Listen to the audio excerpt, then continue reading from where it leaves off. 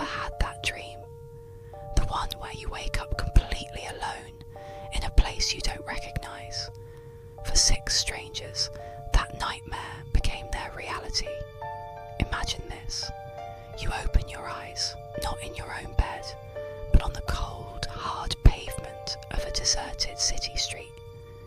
The sky is a perpetual, gloomy grey, and a thick, unnatural fog clings to the base of the skyscrapers, swallowing everything beyond a few blocks.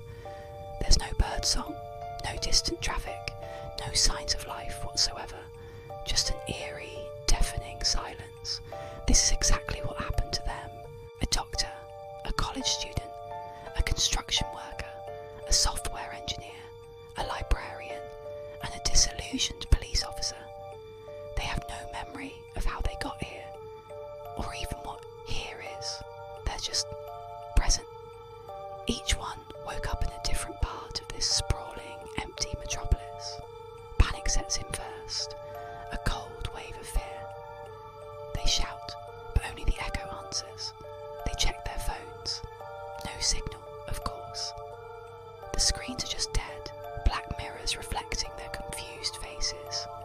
Slowly, one by one, they start to find each other. The cop, Liam, with his training kicking in, begins a systematic search.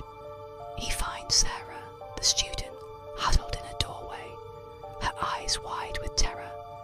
Together, they discover Ben, the construction worker, trying to hotwire a car, his brow furrowed in frustration.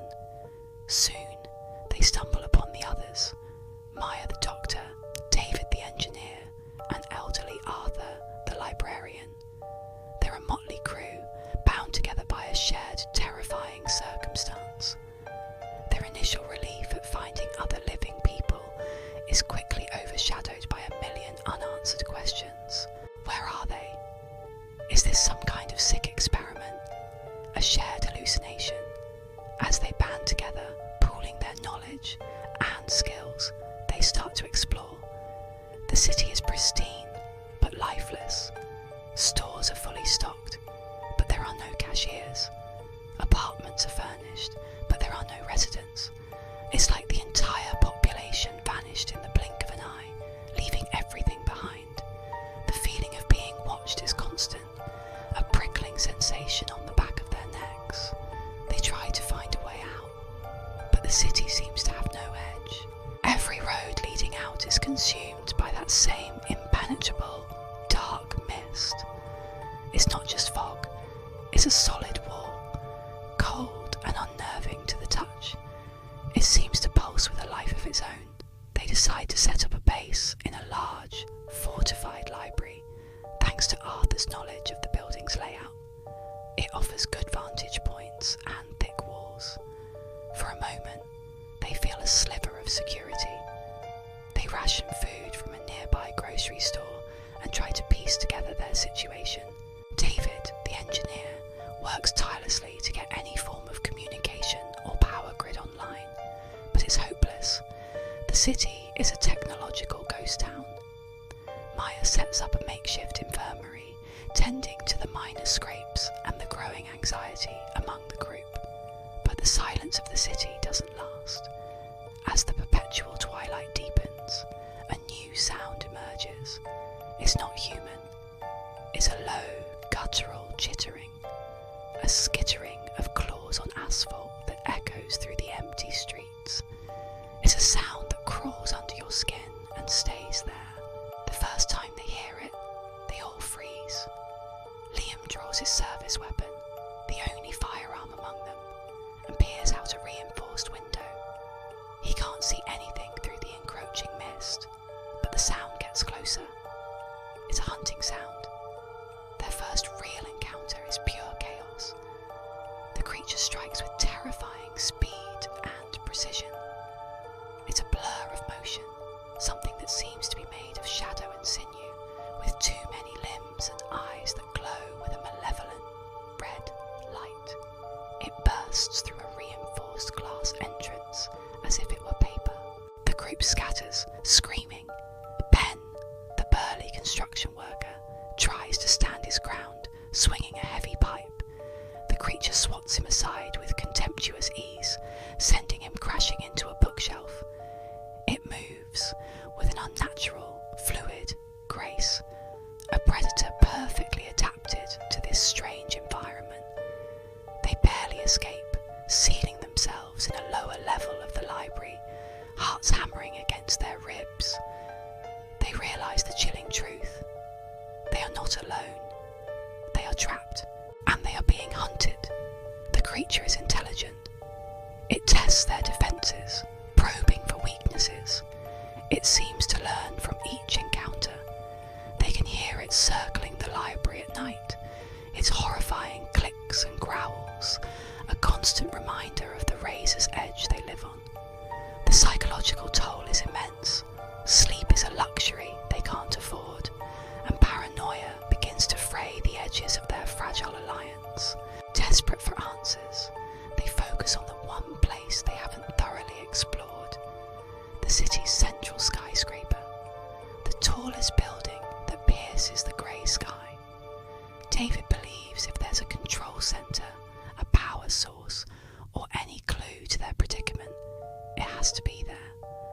But getting to it means crossing several open plazas, prime hunting ground for the beast. The group is torn. Is the potential reward worth the incredible risk? The arguments are heated. Some want to stay hunkered down to survive. Others, led by Liam and Sarah, argue that just surviving isn't living. They have to fight back to find a way out, or die trying. They decide to make a run for it, using the city's underground subway tunnels to travel, hoping to avoid the creature on the surface. The tunnels are even more terrifying, pitch black, damp, and filled with the echoes of their own fearful footsteps. It feels like descending into the belly of the beast itself. Down here, they discover strange, bioluminescent fungi clinging to the walls, casting a sickly green glow. And worse, they find nests, large web-like structures made of some strange, hardened secretion. The creature doesn't just hunt here, it lives here. They realise they've walked right into its lair. The chase through the subway is a nightmare sequence. The creature, faster and more agile in the confined spaces, separates them. It's a terrifying cat and mouse game through darkened tunnels and abandoned stations. They use their wits to survive, creating diversions, setting traps with live wires that David manages to rig to a backup generator. Not everyone makes it. Arthur, the librarian, sacrifices himself to cause a cave-in, blocking a tunnel and giving the others a chance to escape to the surface, right at the base of the central tower. His final act is one of bravery, born from a lifetime of quiet contemplation. Now only 4 remain: Liam, Sarah, Maya and David. Grieving but more determined than ever, they infiltrate the skyscraper. Inside is different. It's sleek, futuristic and eerily operational. Lights flicker on as they move, guided by some unseen system. As they ascend, they find labs, observation rooms and data terminals that flicker to life. David frantically works to decode the information, and what he uncovers is horrifying. This isn't another planet or the afterlife. It's an enclosure, a highly advanced, simulated environment. They are test subjects in an alien experiment. The city, the mist, the creature, it's all part of a grand, cruel study of fear, survival, and pack dynamics in a lesser species, humanity. The creature, they learn, is a bioengineered predator, designed to be the perfect hunter. And as they reach the top floor, the control room, they come face to face with the final, terrible truth. The ceiling isn't a ceiling, it's a massive one-way window, and looking down at them are beings, silhouettes against a strange, alien sky. They're observers. Just as this revelation sinks in, an alarm blares. Containment breach, a synthesized voice announces. Apex Predator Protocol initiated.